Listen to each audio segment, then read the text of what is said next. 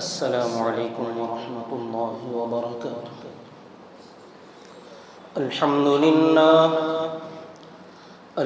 لله نحمده ونستعينه ونستغفره ونؤمن به ونتوكل عليه ونعوذ بالله من شرور أنفسنا ومن سيئات أعمالنا. من يهده الله فلا مضل له ومن يضلله فلا هادي له. وأشهد أن لا إله إلا الله وحده لا شريك له وأشهد أن محمدًا عبده ورسوله. أما بعد فأعوذ بالله من الشيطان الرجيم. بسم الله الرحمن الرحيم. فقد قال الله تبارك وتعالى في القرآن المجيد والفرقان الحميد: لقد صدق الله رسوله الرؤيا بالحق لتدخلن المسجد الحرام إن شاء الله آمنين محلقين رؤوسكم ومقصرين لا تخافون. صدق الله العظيم وصدق رسوله النبي الكريم ونحن على ذلك لمن الشاهدين والشاكرين والحمد لله رب العالمين. اللهم صل على محمد وعلى آل محمد كما صليت على إبراهيم وعلى آل إبراهيم إنك حميد مجيد. اللهم بارك على محمد وعلى آل محمد كما باركت على إبراهيم وعلى آل إبراهيم إنك حميد مجيد. محترم بزرگان اسلام و برادران ملت اور میرے معزز سامعین کرام، اللہ کے پیارے نبی حضرت محمد صلی اللہ علیہ وسلم کی پاکیزہ اور بے عیب و بے نقص زندگی کا جو تذکرہ سیرت پاک کا ہمارے یہاں چل رہا ہے، اس وقت میں آپ کی سیرت کا گہرائی سے مطالعہ کرنا بہت ہی ضروری ہے. حالانکہ ہر دور میں امت مسلمہ کے لیے نبی کی سیرت کا جاننا بے حد ضروری تھا، مگر اس وقت میں ہمارے ملک کے بالخصوص جو حالات چل رہے ہیں، جا بجا وقتاً فوقتاً جو ہمارے نبی پاک صلی اللہ علیہ وسلم کی شان اقدس میں ناپاک کوششیں گستاخی کی جا رہی ہیں، اور کچھ رسالے، کچھ کتابیں لکھی جا رہی ہیں، اور علی الاعلان جو گستاخانہ کلمات اور نعرے لوگ لگا رہے ہیں، جس کا ایک نتیجہ ہے جو ہم دیکھ رہے ہیں کہ اس ملک کے اندر وقتاً فوقتاً اللہ تعالیٰ کے عذابات کا بھی نزول ہو رہا ہے، مگر لوگ سمجھیں گے نہیں، سدھریں گے نہیں. تو بہرحال حالات کے اوپر اور اللہ تعالیٰ کی پکڑ اور عذابات کے متعلق بعد میں بات کر لی جائے اگر موقع ملے. اس وقت میں جو بے ادبیاں اور جو گستاخیاں کی جا رہی ہیں اور آپ کی زندگی پر جو کیچڑ اچھالنے کی کوشش کی جا رہی ہے، ایسے نازک وقت میں بے حد اور بہت ہی ضروری ہو جاتا ہے کہ اپنے نبی پاک صلی اللہ علیہ وسلم کی زندگی کو علی وجہ البصیرت معلوم کریں. صرف موٹا موٹا نہیں، گہرائی کے ساتھ آپ کو جاننے کی اور آپ کی سیرت کو پڑھنے کی سمجھنے کی کوشش کریں۔ الحمدللہ یہ ایک سلسلہ تقریباً چند سالوں سے یہاں پر چلتا ہوا آ رہا ہے، اور بات یہاں تک پہنچی تھی کہ سن 6 ہجری میں مدینہ منورہ آنے کے 6ویں سال میں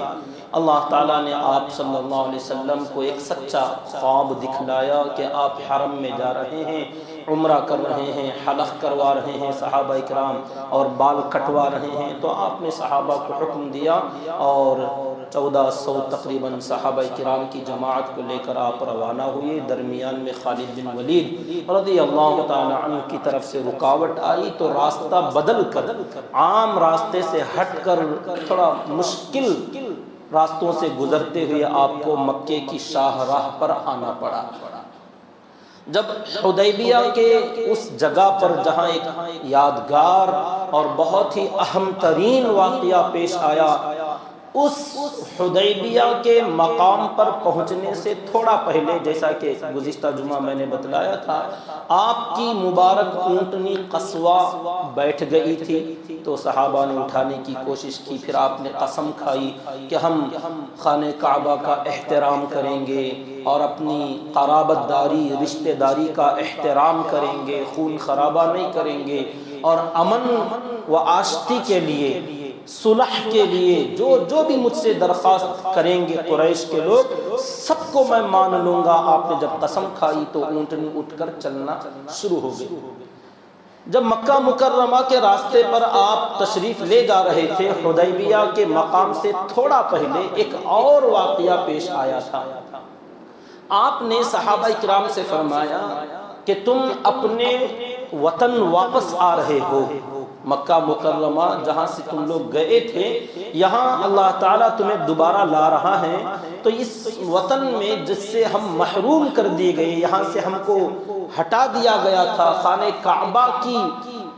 جو عظیم ترین جگہ ہے، اس جگہ سے اللہ تعالیٰ نے ہمیں ہجرت کرنے کے لیے کہا تھا، اب دوبارہ ہم یہاں واپس آ رہے ہیں، تو اللہ کی ایک نعمت ہمیں مل رہی ہے کہ اپنے وطن کی واپسی، چاہے وہ عارضی طور پر ہی کیوں نہ ہو۔ تو آپ نے فرمایا اپنا گھر واپس جاتے ہوئے ایک تسبیح کا اہتمام کرو۔ صحابہ اکرام سے آپ نے فرمایا استغفار کی کثرت کرو۔ جب بھی آدمی کو لوٹنا ہو، واپس ہونا ہو، تو استغفار کا حکم اللہ تعالیٰ نے دیا ہے۔ سورہ نصر کے اندر اذا جاء نصر اللہ والفتح ورأیت الناس يدخلون فی دین اللہ افواجا فسبح بحمد ربک واستغفر۔ اس سورت کے نازل ہونے کے بعد سیدنا ابو بکر صدیق رضی اللہ تعالیٰ عنہ بہت پہلے بھانپ گئے اور رونے لگے تھے۔ صحابہ کرام نے پوچھا اس سورے میں رونے جیسی بات کیا ہے؟ کہ اللہ فرماتے ہیں جب اللہ کی مدد آئے گی اور اللہ کی طرف سے فتح آئے گی، تو آپ لوگوں کو دیکھیں گے کہ فوج در فوج دین میں داخل ہوں گے، تو آپ اللہ کی تسبیح بیان کیجئے۔ جب لوگ فوج در فوج جماعتیں جماعتیں آنے لگے اسلام میں، تو آپ اللہ کی تسبیح بیان کیجئے اور استغفار کیجئے، کیونکہ اللہ تعالیٰ بہت زیادہ توبہ قبول کرنے والے ہیں۔ یہ سورے کا مضمون ہے، اس کا ترجمہ ہے تقریباً۔ تو اس سورے میں رونے جیسی بات کیا ہے؟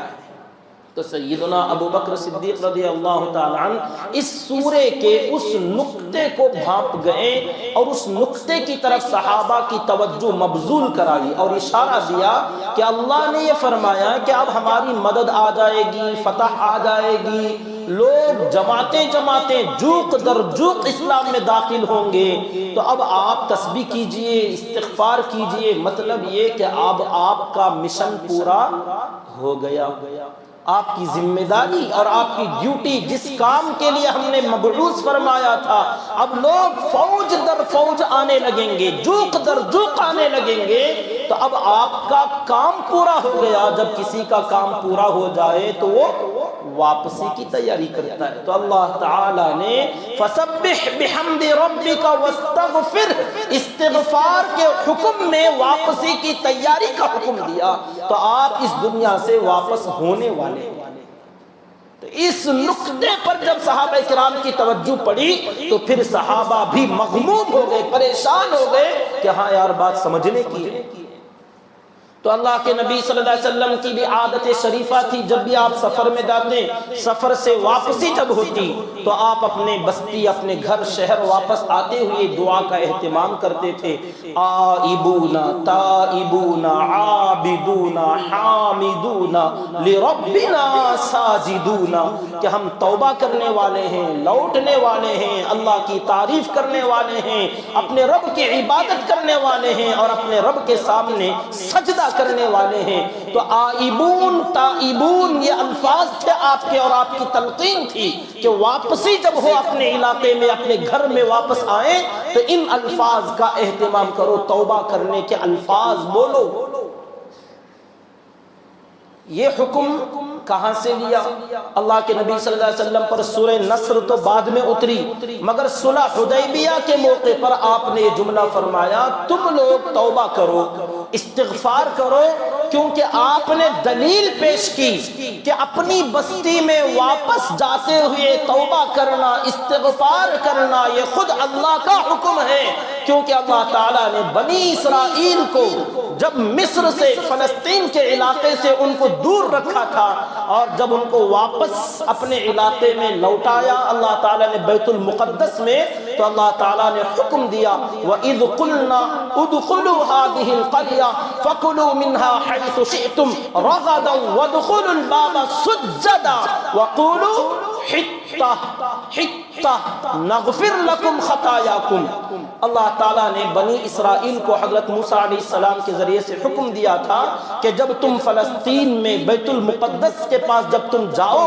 اس کے دروازے میں داخل ہونے سے پہلے تمہاری زبانوں پر توبے کا لفظ ہونا چاہیے، اور وہ لفظ اللہ نے دیا تھا حطہ۔ حطہ یہ شارٹ کٹ لفظ ہے، مختصر لفظ، اور اس کا فل فارم تھا اللہم حط عنا ذنوبنا، اللہم حط عنا ذنوبنا، اے اللہ ہمارے گناہوں کو ہم سے مٹا دے، ہم سے جھڑا دے، ہم سے ختم کر دے۔ تو یہ حط عنا ہم سے گرا دے، تو اس کا شارٹ کٹ لفظ تھا وقولو حطہ، حطہ بولو، توبہ توبہ۔ اصل میں تو بہت لمبی توبہ کرنا ہے، اللہ اپنے گناہوں سے معافی مانگتا ہوں، استغفار کرتا ہوں، اے اللہ میں نادم ہوں، شرمندہ ہوں، ان تمام الفاظ کا مختصر لفظ ہے توبہ، کہ اللہ میں توبہ کرتا ہوں۔ توبہ مطلب کہ معافی مانگتا ہوں گناہوں سے، میں شرمندہ ہوتا ہوں، پشیمان ہوتا ہوں، اور آئندہ نہ کرنے کا عزم کرتا ہوں، ان تمام الفاظ کا مختصر لفظ ہے توبہ۔ تو اسی طریقے سے اللہ تعالیٰ نے بنی اسرائیل کو کہا تھا وَقُولُوا حِطَّةٌ، کہو حطہ، حطہ کہتے ہوئے جاؤ۔ تو آپ صلی اللہ علیہ وسلم نے فرمایا مگر بنی اسرائیل بڑی اڑیل قوم تھی، نافرمان قوم تھی۔ حضرت موسیٰ علیہ السلام نے جو ان لوگوں کے ساتھ جھیلا ہے، برداشت کیا ہے، یہ اللہ تعالیٰ نے انہی کو یہ ہمت و قوت عطا فرمائی تھی کہ انہوں نے کتنا جھیلا اس قوم کی تکالیف کو۔ جب حضرت موسیٰ علیہ السلام نے کہا، اپنی قوم ماننے والے لوگ تھے، بے ایمان نہیں، کفار و مشرکین نہیں تھے، وہ ماننے والے بنی اسرائیل مسلمان تھے۔ اللہ نے ان سے فرمایا حطہ کہتے ہوئے اندر جاؤ، تو یہ لوگ سر جھکاتے ہوئے جانے کے لیے اللہ نے فرمایا سجدہ، سجدہ کرو، یعنی سر جھکاؤ، جھکے ہوئے سروں کے ساتھ۔ حطہ کا لفظ زبان پر ہو اور تم بیت المقدس کی زمین پر تم داخل ہو، اس کے دروازے سے انٹری کرو، داخل ہو۔ تو ان کم بختوں نے ایک کام کیا کہ یہ پیچھے کی طرف یوں بیٹھ گئے، سورینوں کے بل بیٹھ کر ٹانگ آگے رکھ کر گھسنے لگے، گھسٹتے گھسٹتے آگے کی طرف جانے لگے، گویا مذاق اڑا رہے تھے۔ اور حطہ کا لفظ بولنے کے لیے کہا تو کہنے لگے حنطہ فی شعیرہ، حنطہ فی شعیرہ، کہ ہمیں تو بھوک لگی ہے، بالیوں کے اندر ہمیں گیہوں چاہیے پیٹ بھرنے کے لیے۔ اللہ نے کہا حطہ کہو، توبہ کہو، تو انہوں نے کہا حنطہ، گیہوں، ہمیں تو پیٹ بھرنا ہے، اپنی بستی میں جائیں گے، خوب پیٹ بھر بھر کر کھائیں گے۔ تو بہرحال اللہ تعالیٰ نے ان لوگوں کو اس ارض مقدس سے محروم کر ڈالا 40 سال تک کے لیے، کہ اب اس کے بعد تم 40 سال تک اس زمین پر داخل نہیں ہو سکے گے، 40 سال کے بعد دیکھا جائے گا۔ تو ایسے ہی اللہ کے نبی صلی اللہ علیہ وسلم نے یہ حکم یہاں سے اخذ کیا اور صحابہ کرام سے فرمایا تم بھی اپنی بستی میں واپس جا رہے ہو تو تمہیں بھی چاہیے کہ توبہ کرو، استغفار کرو اور کہو نستغفر اللہ ونتوب الیہ، ہم اللہ سے معافی مانگتے ہیں، اللہ کی طرف متوجہ ہوتے ہیں، توبہ کرتے ہیں۔ تو حضرات صحابہ کرام رضی اللہ تعالی عنہم، یہ اللہ تعالی نے اپنے نبی صلی اللہ علیہ وسلم کو جو جماعت عطا فرمائی، بڑی پیاری جماعت، جو کہا جاتا تھا لبیک کہتے، اور انہوں نے سب نے کہا استغفر اللہ نستغفر اللہ ونتوب الیہ، ہم معافی مانگتے ہیں، ہم استغفار کرتے ہیں۔ یہ الفاظ کہتے ہوئے حضرات صحابہ کرام آگے بڑھنے لگے۔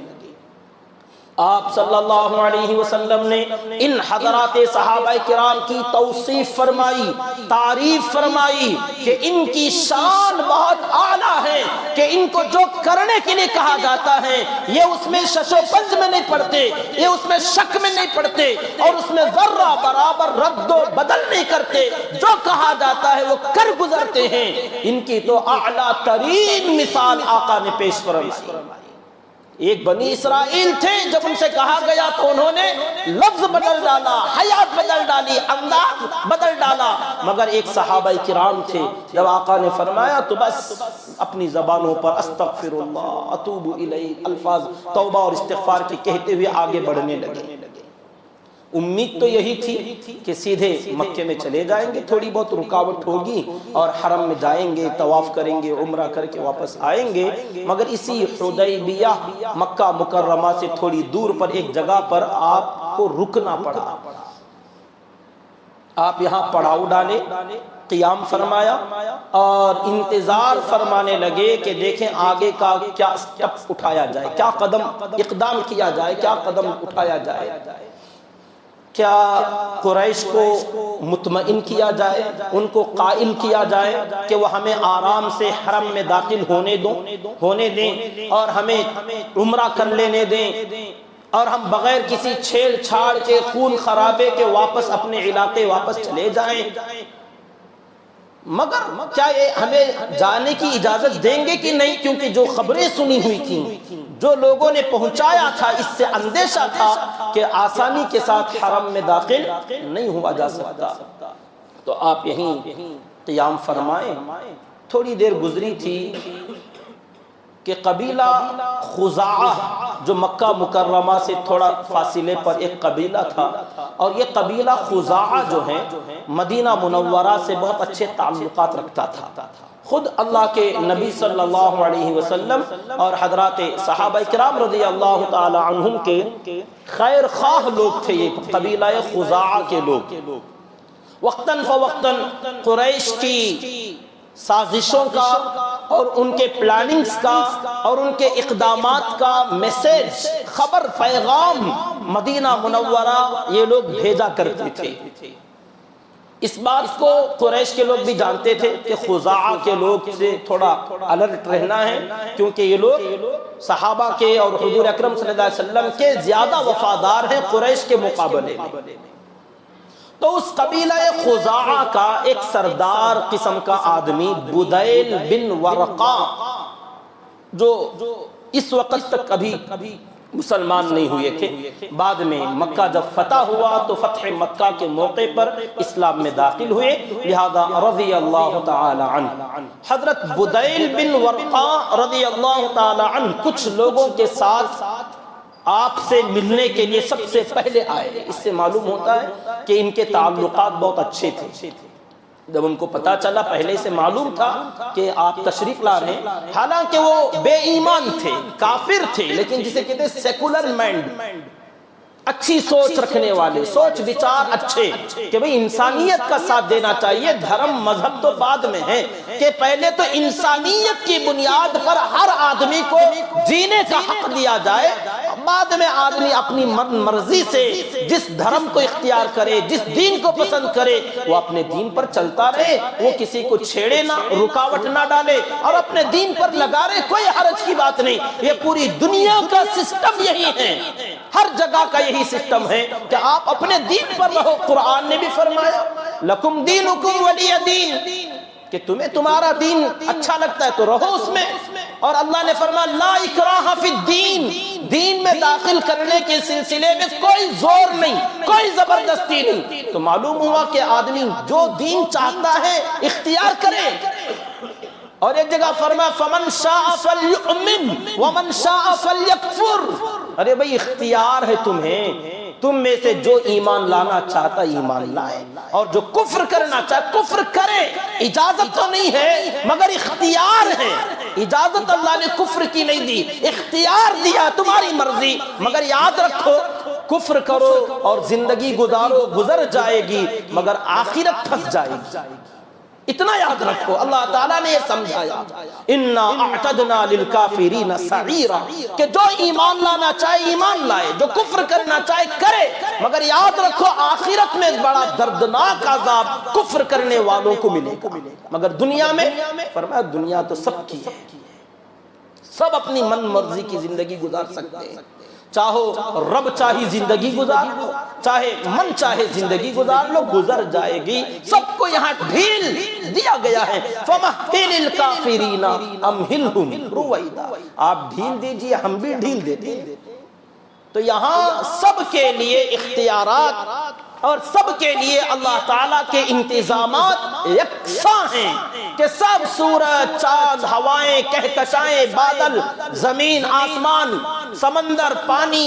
پہاڑ، درخت، کھیتیاں، نالیاں، ندیاں، جس چیز سے نفع اٹھانا چاہے رب نے کوئی ایسا بھید بھاؤ نہیں کیا کہ یہ ایمان والوں کے اور یہ غیر ایمان والوں کے، یہ زمینیں ان کی، یہ زمینیں ان کی، یہ سورج ان کا، یہ سورج ان کا. اللہ تعالیٰ نے ایسا کوئی بھید بھاؤ نہیں کیا کیونکہ یہاں سب کے لیے برابر کے حقوق ہیں.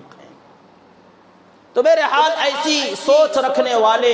ہر ملک میں، ہر علاقے میں، ہر زمانے میں رہے ہیں. پہلے بھی کئی بار عرض کر چکا اللہ کے نبی صلی اللہ علیہ وسلم کے ساتھ جب مکہ مکرمہ میں تکلیفوں کا معاملہ کیا جاتا تھا، آپ کے ساتھ بائیکاٹ کا معاملہ کیا گیا. شعب ابی طالب میں 3 سال تک کے لیے آپ کو قید کر دیا گیا اور آپ طائف گئے تو واپس آنے میں آپ کو دقتیں ہونے لگی. تو ایسے بہت سارے کٹھن مراحل پر آپ کا ساتھ دینے والے انہی کفار اور مشرکین میں سے وہ لوگ تھے جو سیکولر مائنڈڈ تھے، جو ذہن ایسا تھا کہ انسانیت کا ساتھ دینا چاہیے. تو ایسے لوگ آگے بڑھ کر آتے تھے اور پناہ دیتے تھے اور خانہ کعبہ پر آویزہ کیا ہوا، لٹکایا ہوا وہ جو معاہدہ تحریر کیا گیا تھا بائیکاٹ کا، اس بائیکاٹ کو ختم کرنے کا، معاہدے کو ختم کر ڈالنے کا اعلان کرنے والے اور اس قید و بند کی صعوبتوں سے آزادی دلانے والے بھی یہی سیکولر مائنڈ کفار و مشرکین تھے جو ہر زمانے میں، ہر علاقے میں، ہر جگہ پر رہے ہیں اور رہتے ہیں اور قیامت تک رہیں گے ایسے لوگ بھی. تو اللہ کے نبی صلی اللہ علیہ وسلم جب یہاں تشریف لائے تو بدیل بن ورقہ رضی اللہ تعالی عنہ اپنے کچھ 2 احباب سرداروں کے ساتھ لے کر آپ صلی اللہ علیہ وسلم سے ملاقات کے لیے آئے. آپ اچھی طرح جانتے تھے یہ خزاعہ کے لوگ ہیں اور یہ ہمارے طرفدار ہیں، یہ ہماری بات کرتے ہیں. تو بدیل بن ورقہ جب آئے اور اللہ کے نبی صلی اللہ علیہ وسلم سے ملاقات کی اور آنے کی غرض معلوم کی کہ آپ کس غرض سے آئے، کیا لڑائی کا ارادہ ہے، مکہ پر حملہ کرنا چاہتے ہو؟ تو آپ صلی اللہ علیہ وسلم نے فرمایا تم ہماری حالت دیکھتے نہیں ہو، ہم سب پرا گندہ حال صحابہ کرام جو کپڑے تک نہیں بدلے، دھول غبار مٹی میں اٹے ہوئے. مطلب یہ کہ عمرے کی نیت ہے، یہاں پر بالوں میں کنگھا نہیں کیا جاتا اور زیب و زینت اختیار نہیں کیا جاتا. یہ عمرے کی جو شرائط ہے، ہمارا لباس، ہمارا رکھ رکھاؤ، حال حلیہ اور ہمارے ساتھ قربانی کے جانور ہدی، اور یہ ہمارے ساتھ ہتھیاروں کا نہ ہونا، اسلحے کا نہ ہونا، اور ہم ایسے ہی جو آ گئے ہیں، یہ تمام چیزیں دیکھ کر نہیں لگتا کہ ہم کس ارادے سے آئے ہیں. تو بدیل بن ورقہ نے کہا نہیں، کفار مکہ نے، قریش کے لوگوں نے تو یہی یقین کر لیا ہے کہ آپ لوگ لڑنے کے لیے آئے ہیں، وہ لہٰذا آپ کو اندر جانے کی اجازت بالکل نہیں دیں گے. تو آپ نے فرمایا کہ قریش کو تو لڑائیوں اور جھگڑوں کا بھوت سوار ہو گیا ہے، ان کو جنگوں نے ہلاک کر ڈالا کہ ہمیشہ ان کو جنگ کے علاوہ دوسری سوچتی ہی نہیں، کہ جب دیکھو لڑائی، جب دیکھو ہنگامہ، جب دیکھو مقابلہ، ہر ہمیشہ لڑنے لڑانے مرنے مارنے کی باتیں کرنا، یہ کفار اور مشرکین کا شیوا رہا ہے۔ نہ ہم نے کبھی ایسا اقدام کیا، نہ ہمارے نبی نے کبھی ایسی تعلیم دی، اور جو قرآن کی آیتیں جہاد پر قتال پر آج لوگ اٹھاتے ہیں اور اسے لوگوں میں پھیلانے کی کوشش کرتے ہیں، یہ اس کا شان نزول، ان آیتوں کا بیک گراؤنڈ اور کس مقصد میں، کس واقعے میں، کس موقع پر اور کہاں نازل ہوئی اور کن کے بارے میں نازل ہوئی، جب تک یہ تمام چیزیں کلیئر نہیں ہو جاتی، قرآن کی آیت کو، کسی بھی ایک آیت کو سمجھنا ناممکن ہے۔ قرآن مجید اتنا آسان نہیں ہے کہ ہر ایرا غیرہ قرآن اٹھائے اور آیت کو پڑھے اور اس کا میننگ مطلب بیان کرنے لگ جائے۔ اسی قرآن کو سمجھنے اور سمجھانے کے لیے 8 سال کا کورس پڑھایا جاتا ہے کہ اس قرآن کے ایک ایک ٹکڑے کو بھی اگر سمجھنا ہو تو اس ٹکڑے کے نازل ہونے سے پہلے کا شان نزول، بیک گراؤنڈ کیا تھا، کس نے کیا پوچھا تھا جس کے جواب میں یہ ٹکڑا آیا، یا کیا واقعہ پیش آیا تھا جس واقعے کے جواب میں یہ آیت نازل ہوئی، یا کیا سچویشن تھی، کیا موقع تھا، کس سے لڑائی تھی اور کس کے بارے میں یہ آیت نازل ہوئی، جب تک یہ تمام تفصیل کلیئر نہ کیا جائے، آیت کا ترجمہ، معنی، مفہوم، مطلب کسی ایمان والے کو تو کیا، کسی مولانا صاحب کو بھی سمجھ میں نہیں آتا۔ جب تک کہ وہ عالم دین ہر آیت کے شان نزول پر نہ جائے، تو شان نزول قرآن کی یہ آیت کس موقع پر، کس حالت میں اور کن کنڈیشنوں کے اندر نازل ہوئی، یہ جب تک نہ جانا جائے، قرآن کی آیت کا ترجمہ، معنی، مطلب سمجھنا ناممکن ہے۔ اور کون سی آیت کس کنڈیشن میں نازل ہوئی، کس سچویشن میں اتری، ہمارے ایمان والے بندے نہیں جانتے، یہ کفار و مشرکین کیا جانے۔ کون سی آیت کب اتری، مکے میں کون سی آئی، مدینے میں کون سی آئی، سفر میں کون سی آئی، اس کا بھی بڑا ایفیکٹ پڑتا ہے۔ ہر سورے کے شروع میں لکھا جائے گا یہ سورت مکی ہے، یہ سورت مدنی ہے، یہ فلاں ہے، یہ فلاں ہے۔ ایک سورت مکی تو ہے مگر اس میں 2-3 آیتیں مدنی ہیں، یہ سورت مدنی ہے مگر اس میں 1-2 آیتیں مکی ہیں، یہ لکھا جاتا ہے۔ سوروں کے شروع میں تفسیروں کے اندر ایک پہلے واضح کر دیا جاتا ہے، کیونکہ یہ پورا سورہ مکے سے متعلق نہیں، یہ پورا سورہ مدینے سے ریلیٹڈ نہیں، اس میں کچھ آیتیں وہ ہیں جس کا کنیکشن مکے سے ہے، اس میں کچھ آیتیں وہ ہیں جس کا تعلق مدینے سے ہے، تو یہ واضح کر دیا جاتا ہے تاکہ پڑھنے والا، سمجھنے والا کنفیوژن کا شکار نہ ہو، شک و شبہ میں نہ پڑے کہ مکے میں یہ آیت اتر رہی ہے، یہ سورہ اتر رہا ہے، مگر یہ آیت مکے کی سچویشن کے لائق فٹ نہیں بیٹھتی،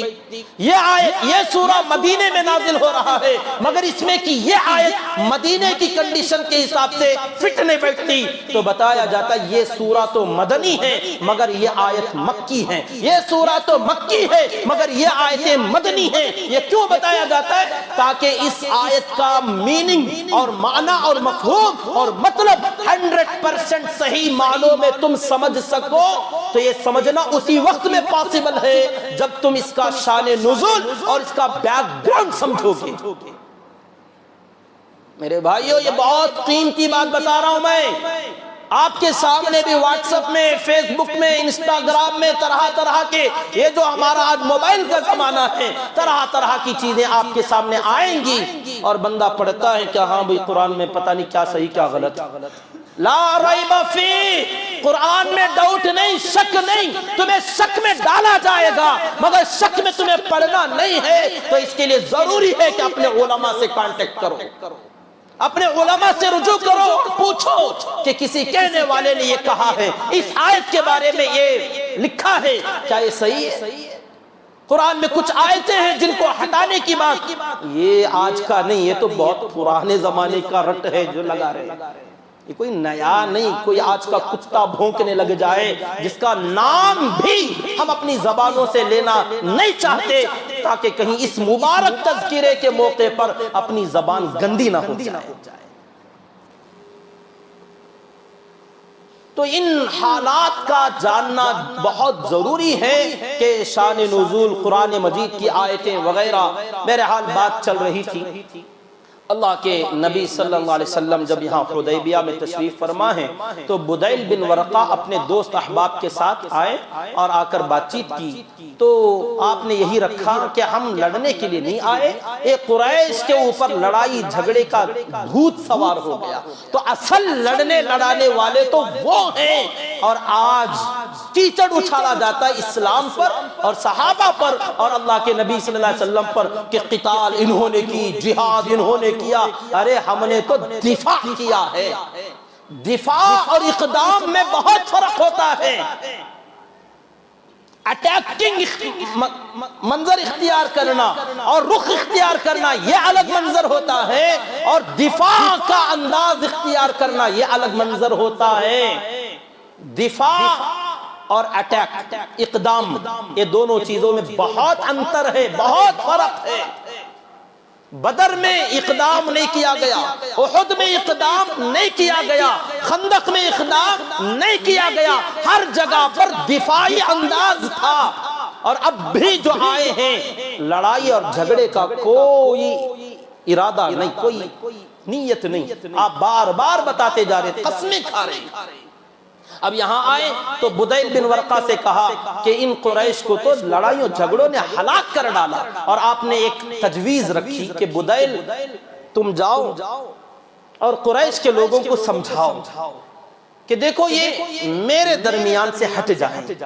کیونکہ میرا ایک مشن ہے، ایک دین اللہ نے مجھے دیا ہے، اس کی محنت میں کر رہا ہوں، یہ چاہے تو مانے، نہ چاہیں تو نہ مانے، ہٹ جائے میرے درمیان سے، یہ میرے مقابلے پر کیوں ڈٹے ہوئے ہیں، یہ میرے اہل و عیال ہیں، میرے خاندان والے، میرے اپنے ہیں، ان کو مجھ سے ایسے لڑنا نہیں چاہیے، ان سے کہو کہ میرے درمیان سے ہٹ جائیں، مجھ سے لڑنے کے لیے تو ابھی سارا عرب پڑا ہوا ہے، سارے اطراف و اکناف کے عرب کے قبیلے والے ہیں، ان سے بھی میں بات کروں گا، اگر لڑنا ہی ہے تو وہ آئیں گے لڑنے کے لیے، اور اگر وہ میرے اوپر کامیاب ہو گئے تو قریش کی منشا، ان کا مقصد، ان کا ارادہ پورا ہو جائے گا کہ ان کا ارادہ انہوں نے پورا کر ڈالا، اگر وہ میرے اوپر غالب آ گئے تو، اور اگر وہ میرے اوپر غالب نہ آ سکے، میرا دین غالب آ گیا اور پورا عرب میرے دین میں داخل ہو گیا، تو پھر قریش کو بھی میرے دین میں داخل ہو جانا چاہیے۔ بڑی بہترین تجویز آپ نے رکھی کہ قریش سے کہو کہ میرے درمیان میں نہ آئیں، مجھ سے لڑائی جھگڑا نہ کریں، عرب پڑا ہوا ہے، ان سے اور مجھ سے لپٹ لینے دیں، ہم آپس میں دیکھ لیں گے۔ قریش خاموش رہے، اور جو نتیجہ نکلے گا،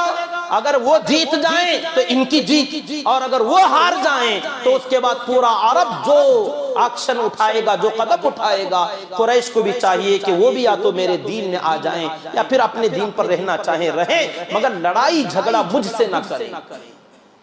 بڑی بہترین انصاف والی بات آپ نے کی۔ بدیل بن ورقہ نے تمام حالات کا معائنہ کیا اور واپس گئے قریش کے پاس، اور جانے کے بعد قریش کے لوگ جو حرم میں جمع ہوئے تھے، حالات کے بارے میں بات چیت بہت دنوں سے چل رہی تھی، تو وہاں بڑے بڑے سردار، رئیس، نوجوان سب جمع تھے۔ بدیل بن ورقہ گئے اور جانے کے بعد لوگوں سے کہا، اے قریش کے سردارو، میں ابھی اس شخص کے پاس سے آ رہا ہوں جن کا تذکرہ چل رہا تھا، یہ بھی بے ایمان تھے، اس لیے انہوں نے بھی کہا میں ابھی اس شخص کے پاس سے ہو کر آ رہا ہوں، اور اس سے کچھ باتیں میں نے کی ہیں اور انہوں نے کچھ باتیں مجھ سے کی ہیں، اگر تم اجازت دو تو ان کی باتیں تمہیں بھی سنا دوں۔ تو قریش کے کچھ اوباش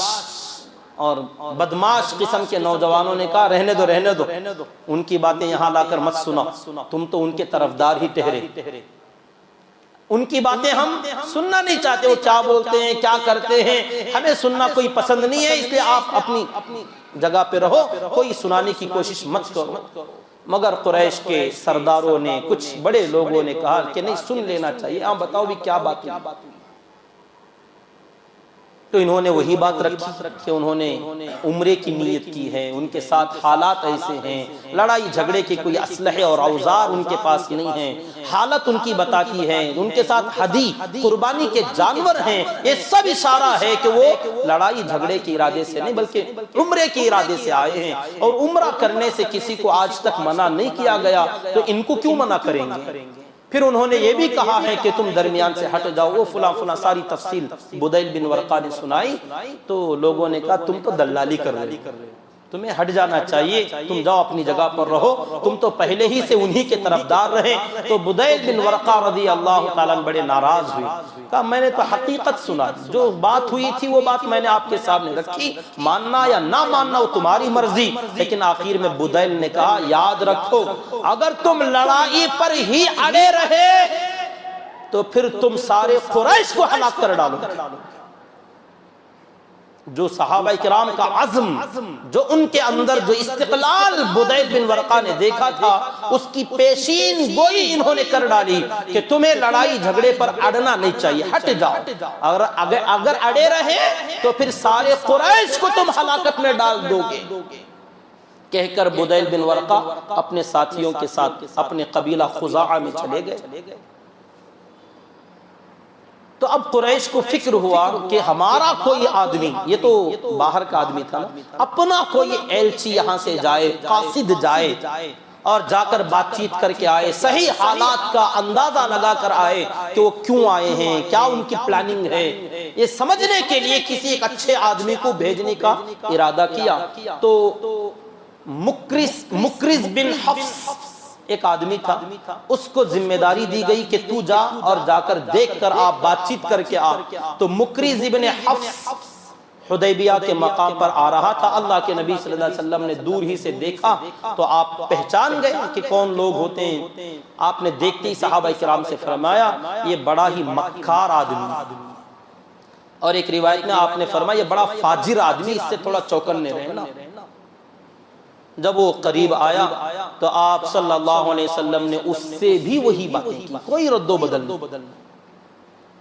ساری بات سنائی۔ تو مکرز ابن حفص واپس گیا اور اس نے بھی جا کر اپنے قریش کے ساتھیوں کو وہی بتایا جو بدیل بن ورقہ نے بتایا تھا۔ تو لوگوں نے اس کو بھی ڈانٹنا ڈپٹنا شروع کر دیا، جو بھی صحیح خبر پہنچائے، کیونکہ لوگوں کی ایک تمنا ہوتی ہے کہ ہم وہ سننا چاہتے ہیں جو ہمارے دل میں ہے۔ اب سامنے والا بندہ وہی بات سنانے لگے، چاہے وہ جھوٹ ہی کیوں نہ ہو، آدمی مطمئن ہوتا، خوش ہوتا، ہاں صحیح بات بول رہا ہے۔ اور اگر بندہ سچ بتائے اور وہ سچ وہ ہے جو تمہارے دل میں نہیں ہے، تم وہ سننا نہیں چاہ رہے ہو اور تم چاہتے ہو کہ جھوٹ سنے اور سچ بتایا جائے، تو دل ایکسپٹ نہیں کرتا، قبول نہیں کرتا، وہ ریجیکٹ کرتا ہے کہ نہیں تم غلط بول رہے ہو۔ جھوٹ کو سچ مان لیتا ہے اور سچ کو جھوٹ مان لیتا ہے، کیونکہ دل میں ایک بات پہلے سے بیٹھی رہتی ہے اور بندہ اسی کو سننا چاہتا ہے۔ ان کے خیالات میں یہی تھا۔ جیسے آج ہمارے اس ملک کے کچھ مٹھی بھر لوگوں کے ذہنوں میں ڈالتے آ رہے ہیں کہ مسلمان فسادی ہیں، جہادی ہیں، فلاں ہیں۔ اب جو آدمی بھی یہی بات کرے گا اسے لوگ بڑھاوا دیتے ہیں، اسے اس کا لیڈر بنا دیتے ہیں، اسے ایک عہدہ مل جاتا ہے کہ جو جھوٹ موٹ بولے، چاہے وہ کچھ جانتا ہو یا نہ جانتا ہو، کچھ پڑھا لکھا نہیں، دین اسلام کے بارے میں کچھ جانتا تک نہیں، ایسا بندہ کھڑا ہو جائے اور اسلام کے بارے میں بولنے لگ جائے، الٹا سلٹا بولنے لگ جائے، تو اب یہ لوگ بھی ایسے ہیں کہ وہی سننا چاہتے ہیں، تو اسے اپنا بڑا، اپنا لیڈر، پتہ نہیں کیا کیا لوگ بنا لیتے ہیں۔ اور اگر کوئی اللہ کا بندہ سچ بولنے لگے، بہت سارے ایسے پنڈت ہیں دنیا میں، ہمارے ملک میں بہت سارے ایسے پڑھے لکھے لوگ ہیں جو علیہ اعلان بتاتے ہیں قرآن کیا ہے، دین اسلام کیا ہے، حضرت محمد صلی اللہ علیہ وسلم کون ہے، اور دین اسلام کیا کرتا ہے، کیا سکھاتا ہے، اور کیسی خدمت پر ابھارتا ہے، اور جو ابھی فی الحال کے جو حالات تھے کرونا کال کے اندر، ان تمام حالات کو ایک عام فہم آدمی بندہ اگر لوگوں کے سامنے رکھے اور دین اسلام کی اور مسلمانوں کی حمایت اور تعریف میں بات کرنے لگے تو لوگ اس کو بھی سننا نہیں چاہتے، اس کو بھی کوئی نام دے دیتے ہیں، لقب دے دیتے ہیں، اور اس کو ہٹا دیا جاتا ہے کیونکہ وہ سچ بول رہا ہے، مگر یہ لوگ سچ سننا نہیں چاہتے، وہ سننا چاہتے جو ان کے دل میں۔ تو یہی حال قریش کا بھی تھا، یہ بلکہ یہ کہنا چاہیے سلسلہ پہلے سے ایسا ہی چلتا ہوا آیا۔ تو قریش کے لوگوں نے اپنا بھیجا ہوا قاصد مکرز بن حفص نے جو آ کر بتایا، اس کی بھی بات کو سنی انسنی کر ڈالا اور توجہ نہیں دی، اور اس کو بھی تہمت لگا ڈالا کہ تم نے صحیح نہیں دیکھا، تمہیں سمجھ میں نہیں آتا، فلاں فلاں بول ڈالا۔ پھر اس کے بعد ایک اور آدمی کے بارے میں سوچا کہ کسی اچھے آدمی کو، تھوڑا دین میں جو کٹرواد ہو، ایسے آدمی کو پکڑا جائے۔ تو ایک آدمی کو چنا، جلیس ابن حفص نام کا ایک آدمی تھا، اس کو چنا کیونکہ اس کے بارے میں آتا ہے کہ بڑا دین پرست آدمی، مطلب یوں سمجھئے پنڈت قسم کا آدمی تھا۔ اس کو ذمہ داری دی گئی کہ تو اب جا کر دیکھ کر آ حالات کیا ہیں۔ اب یہ بندہ آنے لگا تو اللہ کے نبی صلی اللہ علیہ وسلم نے دور ہی سے اس کو بھی دیکھا اور دیکھتے پہچان لیا اور فرمایا ہاں یہ مذہب پرست آدمی ہے، یہ حرم کا احترام کرنے والا اور قربانی کے جانوروں کی تعظیم کرنے والا، کیونکہ مذہب پرست آدمی ہے نا، تو مذہب سے متعلق چیزوں کا یہ بڑا احترام کرتا ہے۔ تو آپ نے حضرات صحابہ کرام سے فرمایا جیسے وہ قریب آ جائیں تو اس کے سامنے ہماری قربانی کے جانوروں کو آگے کرو، پیش کرو، دیکھے، کیونکہ قربانی کے جانوروں کی اس کی پوری انتظامات کرنا ذمہ داری اسی کے حوالے تھی اور وہ بڑا احترام کرتا تھا۔ تو آپ نے فرمایا قربانی کے جانور آگے کیے جائیں، اور حضرات صحابہ زور زور سے تلبیہ پڑھنے لگے، جو عمرے کا شعار تھا، عمرے کی تسبیح تھی، لبیک اللہم لبیک، صحابہ کی گونج اٹھی صلح حدیبیہ کے مقام پر، زور زور سے تلبیہ پڑھا جانے لگا، اور قربانی کے جانور ہدی جتنے جانور تھے آگے کیے گئے۔ تو جلیس ابن حفص یہ آیا، جلیس ابن علقمہ یہ آیا، اور دور ہی سے اس نے دیکھا اور دل میں بات آئی کہ یار یہ لوگ تو اتنے دیندار ہیں، عمرے کے لیے آ رہے ہیں، حرم کی تعظیم میں آ رہے ہیں، قربانی کے جانوروں کو اس نے غور سے دیکھا۔ قربانی کے جانوروں کے گلے میں جو قلادہ، پہلے ہی بتایا قلادہ جو رسیاں ڈال دی جاتی تھیں، جوتے چپل اٹکائے جاتے تھے قربانی کے جانور کی نشانی، اس قلادے کو اس نے دیکھا کہ یہ اب کا اب پہنایا نہیں گیا مجھے دھوکہ دینے کے لیے، بلکہ یہ بہت پرانا ہے۔ کیسے اندازہ لگایا کہ گردن کے بال جانوروں کے اس رسی کے گھسنے کی وجہ سے بال جھڑ گئے، نشان پڑ گئے، اگر یہ اب کا اب پہنایا گیا ہوتا تو ایسا نشان نہ پڑتا۔ تجربے کار آدمی تھا، پہچان گیا۔ ایک روایت میں ہے وہ وہیں سے واپس لوٹ گیا، اور ایک روایت میں ہے کہ وہ آیا اللہ کے نبی صلی اللہ علیہ وسلم سے بات چیت کیا اور آپ نے ساری چیزیں دکھائیں تو وہ مطمئن ہو کر واپس چلا گیا۔ تو اس نے بھی جا کر قریش کے لوگوں سے وہی کہا جو دیکھا کہ میں دیکھ رہا ہوں وہ عمرے کے لیے آئے ہیں، ساری دنیا جہاں کے لوگ آ کر یہاں عمرہ طواف کرتے ہیں، اور عبد المطلب کے بیٹے کو اگر روک دیا جائے تو یہ انصاف کی بات نہیں ہوگی۔ میں تو یہی کہوں گا کہ انہیں آنے دیں اور یہاں عمرہ کرنے دیں اور اپنے فریضے کو انجام دے کر واپس جانے کی اجازت دے دینا چاہیے۔ تو قریش کے لوگ بڑے بگڑ گئے، کہا تو تھا ہی کھیڑوس، گنوار،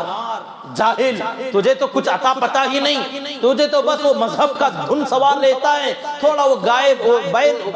جو اونٹ قربانی کے ہدی جو جانور تو نے دیکھ لیا، اس جانوروں کا اثر تیرے اوپر پڑ گیا کہ یہ قربانی کے جانور ہیں، یہ دیندار لوگ ہیں، ارے یہ ان کا دھوکہ تھا، یہ تو دھوکے کو نہ سمجھ سکا۔ لوگوں نے طرح طرح سے لعنت ملامت کی،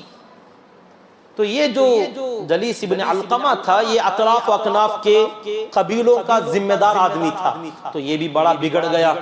کہنے لگا یا تو تم اجازت دو ان کو اندر آنے کی، اور اگر اجازت نہیں دو گے تو ہم ان کا ساتھ دیں گے۔ اب بات بگڑ گئی کہ یا تو ان کو اجازت دو اندر آنے کی، عمرہ کرنے کی، اور اگر روکو گے تو ہم اپنے تمام قبیلوں کے ساتھ آئیں گے اور ان کو اپنی نگرانی میں اندر لائیں گے اور عمرہ کرا کر واپس بھیجیں گے، اور لڑنا ہو تو ان سے بھی اور ہم سے بھی لڑنا پڑے گا۔ اب یہ آپس میں ٹکڑے، آپس میں تفرقہ ہوتے ہوئے دیکھا تو فوراً قریش کے کچھ نوجوان اور بڑے بڑے سردار آگے آئے اور اس کو تھوڑا شانت کرنے لگے، کہا نہیں نہیں ایسی بات نہیں، آپ اتنا بھڑکے نہ، اتنا بدکے نہ، آپ کی تعریف ہم کرتے ہیں، آپ کا احترام۔ اب پتہ نہیں کیا کیا اس کو پالش مارا، اس کو تھوڑا مسکا لگایا، بیچارے کو تھوڑا آرام سے رکھا اور کہا دیکھو ہم ان کو آنے کی اجازت دیں گے۔ اب تھوڑا اطمینان ہوا، تو پھر کہا لیکن ابھی نہیں، ہم کچھ کٹھن شرائط رکھیں گے اور ان شرائط کو پاس کروانے کے بعد جب وہ ہماری شرطیں مان لیں گے تو اس کے بعد اجازت دیں گے۔ تو اب یہ آدمی تھوڑا مطمئن ہوا، ہاں ٹھیک ہے اجازت کی بات تو ہو رہی ہے نا، تو کہا ٹھیک ہے جو جو شرطیں رکھنا رکھوا لو مگر ان کو روکنا نہیں۔ اب اس کو تھوڑا مطمئن کیا، اب یہ تھوڑا خاموش ہو گیا، تو اب لوگ سوچنے لگے یار بات بہت بگڑ رہی۔ بدیل بن ورقہ خزاعہ کا وہ ناراض ہو کے چلا گیا، اور ہم نے مکرز بن حفص کو برا بھلا کہہ ڈالا، اور یہ آدمی حلیس بن علقمہ اس کو بھی ہم نے ناراض کر ڈالا۔ اب اگر ایسے ہوتا رہا تو بہت زیادہ پھوٹ ہمارے اندر پڑ جائے گی۔ تو اب کسی سمجھدار بڑے آدمی کو، عقل مند آدمی کو جو بڑا ذہین ہو، فطین ہو، چالاک ہو، حالات کو سنبھال سکتا ہو، ایسے کسی آدمی کو بھیجا جائے۔ ڈھونڈا گیا کس کو بھیجیں؟ طائف کا رہنے والا ایک آدمی تھا، قبیلہ ثقیف کا، عروہ ابن مسعود ثقفی۔ یہ بھی بعد میں چل کر مسلمان ہوئے رضی اللہ تعالی عنہ، مگر اب تک نہیں تھے۔ اللہ کے نبی صلی اللہ علیہ وسلم نے انہی عروہ ابن مسعود الثقفی کے بارے میں فرمایا عروہ حوبہ عیسیٰ علیہ السلام کی طرح لگتے ہیں، ان کی شکل، ان کی شباہت حضرت عیسیٰ علیہ السلام سے ملتی جلتی ہے، اللہ کے نبی صلی اللہ علیہ وسلم نے فرمایا۔ اور حجاج بن یوسف جو بڑا ظالم آدمی آگے آیا صحابہ کے زمانے ہی میں، بڑا ظالم گورنر تھا، اس حجاج بن یوسف کے نانا تھے، اور بھی بہت سارے کارنامے ان کے ہیں، بات جب آئے گی انشاءاللہ بتلا دوں گا۔ یہ حضرت عروہ ابن مسعود الثقفی، ان کو ذمہ داری دی گئی، بڑی عمر کے آدمی تھے اور بڑے سردار تھے، اور قرآن مجید کی ایک آیت بھی ان کے بارے میں ہے۔ کفار قریش نے مکے میں اللہ کے نبی صلی اللہ علیہ وسلم سے فرمایا تھا لولا انزل هذا القرآن على رجل من قريتين عظیم، یہ قرآن نبی جی آپ ہی پر کیوں اترا؟ ہمارے جو دو بڑے بڑے قریے ہیں، ایک مکہ ہے اور ایک طائف ہے، ان دو قریوں میں سے ایک بڑا آدمی تھا، اگر قرآن نازل ہونا تھا تو اس پر نازل ہونا چاہیے تھا، وہ رجل عظیم، جو بڑا آدمی قرآن میں کہا گیا وہ یہی عروہ ابن مسعود تھے۔ تو قریش کے لوگوں نے کہا تھا نبی بننا تھا تو عروہ ابن مسعود کو بننا تھا، اللہ نے آپ کو کیوں بنا ڈالا؟ نعوذ باللہ من ذالک۔ تو آپ سوچئے عروہ ابن مسعود کون ہیں، کتنے بڑے آدمی۔ تو ان کو قریش کے لوگوں نے کہا جناب آپ جائیے، آپ صحیح حالات کی خیر خبر لے کر واپس آئیے۔ اب یہ تھے ہی عقل مند نا، تو انہوں نے فوراً کہا نہ بھائی میں نہیں جاتا۔ کہا کیوں؟ کہا جو بھی گیا واپس آنے کے بعد اس کی درگت تم لوگوں نے کیا بنائی میں نے دیکھ لیا ہے۔ بدیل بن ورقہ کو تم نے کیا کہا، مکرز بن حفص کے ساتھ تم نے کیا کیا، اور یہ جلیس ابن علقمہ کا حال جو کیا ہوا، یہ واپس آنے کے بعد خواہ مخواہ سے تم میرے اوپر پل پڑو گے، ٹوٹ پڑو گے، اس سے اچھا ہے میں جاؤں گا نہیں، تم ہی دیکھ لو۔ چالاک آدمی تھے، عقل مند آدمی تھے کہ ذمہ داری دے دی گئی تو خوش ہو کے لے لینا بے وقوف کی طرح نہیں، آدمی کو سوچنا چاہیے یار اس ذمہ داری کے پیچھے کیا ہے۔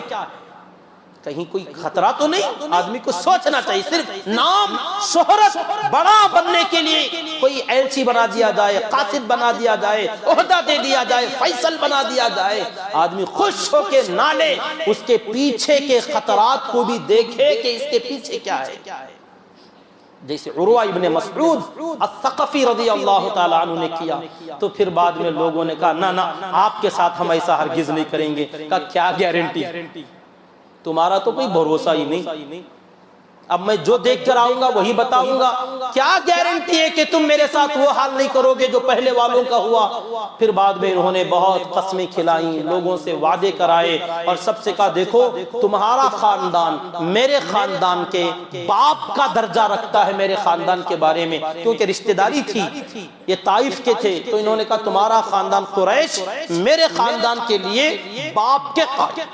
قائم مقام ہے، اور میں تمہارے سامنے بیٹے کے قائم مقام ہوں تمہارے قبیلے کے سامنے، تو ایک بیٹے کے ساتھ ایسا برا برتاؤ نہیں کرنا چاہیے، وغیرہ وغیرہ بہت ساری بات چیت انہوں نے کی. آپ اندازہ لگائیں کیا کیا ہوگا. جب لوگوں نے بہت اطمینان دلایا تو اب یہ تیار ہوئے، اب جانے لگے آگے کی طرف.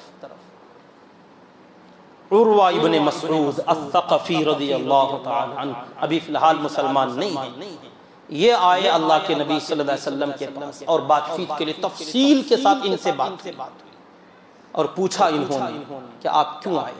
پہلے سے بتا چکا ہوں، یہی آپ حالات دیکھ لیں، عمرے کی نیت ہے، لڑائی جھگڑا کچھ نہیں کریں گے. تو عروہ ابن مسعود نے کہا یہ قریش آپ کو ہرگز جانے نہیں دیں گے اندر. تو کہا پھر کہا آپ کو میری یہی رائے ہے کہ آپ واپس چلے جائیں. تو آپ نے فرمایا ہم احرام باندھ کر آئے ہیں، یا تو اجازت دیں، اور اگر نہ دیں گے تو پھر مجبوراً ہم اندر جائیں گے. اب اگر لڑیں گے تو پھر جو ہوگا دیکھا جائے گا. یہی بات ہم پہلے سے کہتے آئے، ہم چھیڑیں گے نہیں، چھیڑیں گے تو پھر چھوڑیں گے نہیں. یہ ہمارا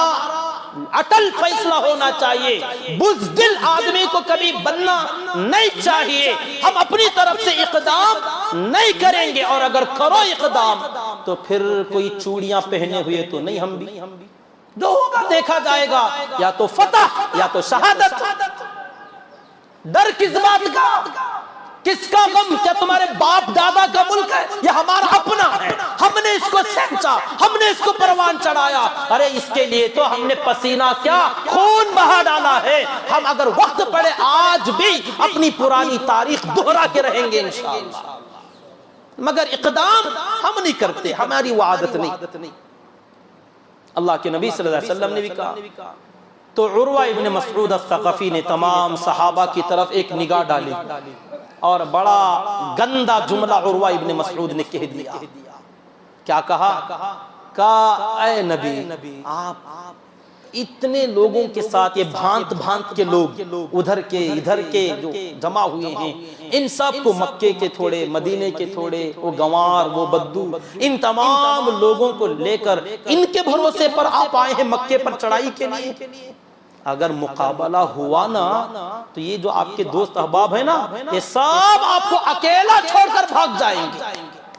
صحابہ کے بارے میں کہنا تھا،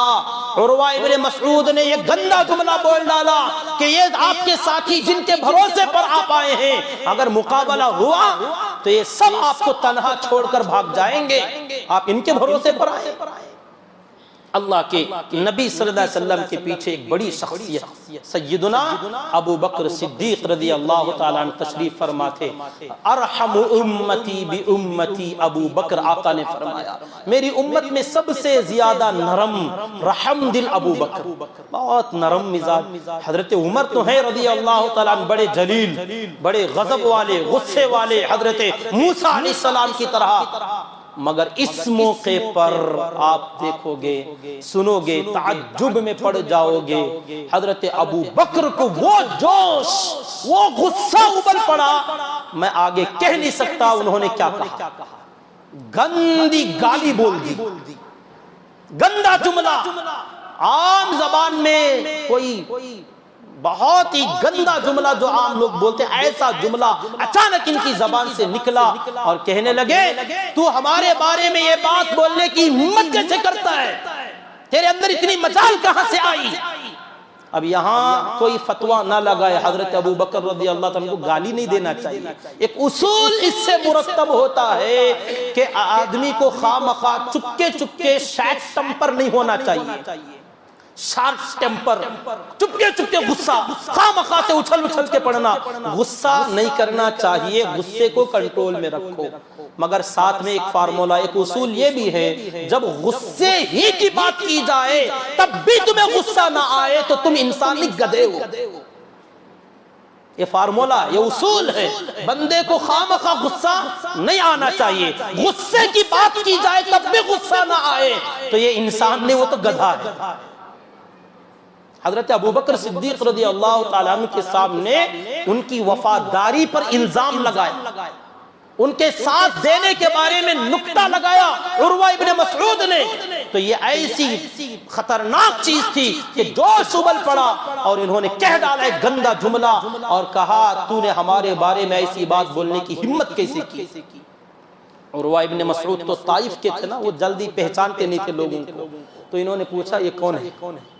اتنا سخت بولتا ہے، یہ کون ہے؟ تو اللہ کے نبی صلی اللہ علیہ وسلم نے فرمایا یہ ابن ابی قحافہ، ابو قحافہ کا بیٹا ابو بکر رضی اللہ تعالیٰ عنہ۔ تو عروہ ابن مسعود نے ان کو دیکھتے اپنی نظریں نیچی کر لی، سر جھکایا اور کہا اچھا یہ تم ہی ہو، اگر تمہارا ایک احسان میرے اوپر نہ ہوتا تو اس گالی کا بدلہ میں گالی سے دے دیتا۔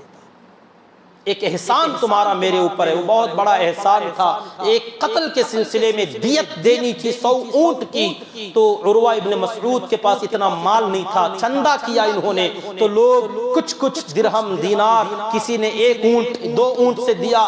تو حضرت ابو بکر صدیق رضی اللہ تعالیٰ عنہ نے اسی عروہ ابن مسعود کی مدد کی تھی 10 اونٹ دے کر۔ ایسے دینے والے تھے پہلے بھی، زمانے جاہلیت سے بھی سمجھ لیا، تو اتنا بڑا احسان تھا۔ تو عروہ ابن مسعود نے کہا وہ احسان آپ کا میں بھلا نہیں سکتا، اس احسان کے بدلے میں آپ کی یہ گالی میں ہضم کر جاتا ہوں۔ خاموش ہو گیا۔ اب اس کے بعد بات چیت کرتے ہوئے اللہ کے نبی صلی اللہ علیہ وسلم کو بار بار منانے کے لیے، ان کے قبیلے کی ایک عادت تھی، جب 2 بڑے آدمی کوئی اہم مسئلہ لے کر بیٹھے،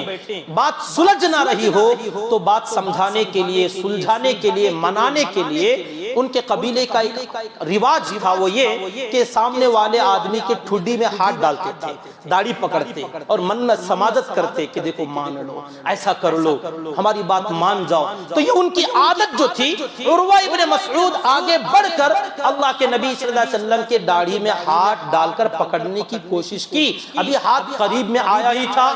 بازو میں ایک صحابی کھڑے ہوئے تھے، زرہ بختر، لوہے میں خود لوہے کی ٹوپی پہنی ہوئی تھی، صرف آنکھیں نظر آ رہے تھے، چاروں طرف سے ٹوپی تھی لوہے کی اور زرہ پہنا ہوا تھا، جلدی پہچان میں نہیں آ رہے تھے۔ ہاتھ میں ایک ہتھیار جو تھا اس کی مٹھ یوں پکڑی تھی، اور جیسے ہاتھ آتا ہاتھ پرے ہٹ، ہاتھ ہٹا، وہ پیچھے ہٹ جاتا، پھر بات چیت کرتے کرتے پھر ہاتھ لاتا تو پھر مارتے، ہاتھ ہٹا۔ ابھی 1 سے 2 بار دیکھا، پھر اندیکھا کر دیا، جب بار بار دیکھا ہاتھ پہ کوئی مار رہا ہے تو کہا یہ کون بڑا بدزبان، بڑا گستاخ، میں کیا غلطی کر رہا ہوں؟ یہ تو ہمارا رواج ہے، ہمارا طریقہ ہے، کوئی گستاخی نہیں، ہم ایسے ہی بات چیت کرتے ہیں۔ تو خاموش ہو گیا، پھر اور ایک مرتبہ ہاتھ ڈالا تو بڑا زور سے مارا کہ سمجھ میں بات نہیں آتی، ہاتھ ہٹا، تو ناپاک ہے، اور اللہ کے نبی صلی اللہ علیہ وسلم کے داڑھی پر تیرا ہاتھ لگ نہیں سکتا، میرے رہتے ہوئے ہاتھ لگا نہیں سکتا تو۔ تو اب اس کی توجہ ادھر ہوئی اور پوچھا یہ کون ہے جناب، یہ کون ہے؟ تو اللہ کے نبی صلی اللہ علیہ وسلم نے مسکرا دیا، ہنستے ہوئے فرمایا عروہ تمہیں پہچان لینا چاہیے، کون ہے؟ کون ہے؟ ذرا غور سے دیکھو، یہ تیرا بھتیجا ہے، مغیرہ ابن شعبہ، یہ تیرے بھتیجے۔ تو عروہ ابن مسعود نے دیکھی، آنکھیں پھاڑ دی، کہا وہ غدار، تیری غداری کا کلنک آج تک دھو رہا ہوں میں، تیری وجہ سے میرے پورے قبیلے پر غداری کا دھبا لگا، تو نے جو داغ ہمیں لگایا ہے اس داغ کو دھوتے دھوتے اب تک بھی میں پاک نہیں ہوا، تو جو ہمیں جس جنگ کی آگ میں جھونک کر چلا گیا اسے میں بھلا نہیں سکتا، اور آج تیری یہ مجال کہ تو مجھے میرے ساتھ ایسا برتاؤ کرتا ہے۔ حضرت مغیرہ ابن شعبہ رضی اللہ تعالی عنہ کا بھی بڑا طویل واقعہ ہے۔ یہ خود عروہ ابن مسعود کے بھتیجے تھے، یا ایک روایت میں آتا ان کے ابا کے چچا تھے عروہ ابن مسعود،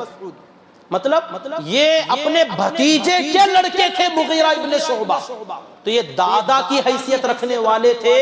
عروہ ابن مسعود، یا عرب والے عام طور پر ہر بڑے آدمی کو چچا کہتے ہیں، چچا، تو اس لیے عروہ ابن مسعود کو بھی کہا گیا یہ تم چچا ہو اور یہ تمہارا بھتیجا۔ یہ حقیقت میں بھتیجے تھے یا اپنے بھتیجے کے لڑکے تھے، بہرحال جو بھی ہو عمر میں بہت چھوٹے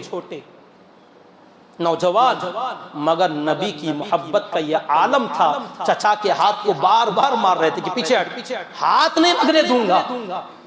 جب چچا نے یہ جملے کہے تو اب یہاں پر وہ واقعہ حضرت مغیرہ ابن شعبہ نے کیا غداری کی تھی اور اپنی قوم کو کس جنگ کی آگ میں جھونک کر آئے تھے، کیا کلنک انہوں نے لگایا تھا اپنے قبیلے پر، ذرا لمبا واقعہ ہے، انشاءاللہ اگر زندگی باقی رہی اگلا جمعہ عرض کر لیں گے آگے کے حالات کیا ہوئے، اور اللہ کے نبی صلی اللہ علیہ وسلم نے عروہ ابن مسعود کو کیا کہلوا بھیجا، اور وہاں جانے کے بعد عروہ ابن مسعود کے ساتھ لوگوں نے کیا کیا، پھر اس کے بعد آگے کا جو معاملہ طے ہوا کیسے ہوا۔ بہرحال اللہ کے پیارے نبی صلی اللہ علیہ وسلم کی پاکیزہ زندگی ہے، بہت طویل زندگی ہے، اگر زندگی باقی رہے آگے کے سلسلے کو بیان کیا جائے گا۔ اللہ تعالیٰ سے دعا کریں کہ اللہ رب العزت مجھے اور آپ کو بلکہ پوری امت مسلمہ کو اپنے پیارے نبی صلی اللہ علیہ وسلم اور حضرات صحابہ کرام رضی اللہ تعالی عنہم کی اتباع قدم قدم پر کرتے رہنے کی توفیق عطا فرمائے، آمین۔ وآخر دعوانا ان الحمدللہ رب العالمین۔ آپ حضرات سے گزارش ہے جاتے ہوئے مسجد کے اخراجات کے لیے خوب دل کھول کر تعاون کرتے ہوئے جائیں،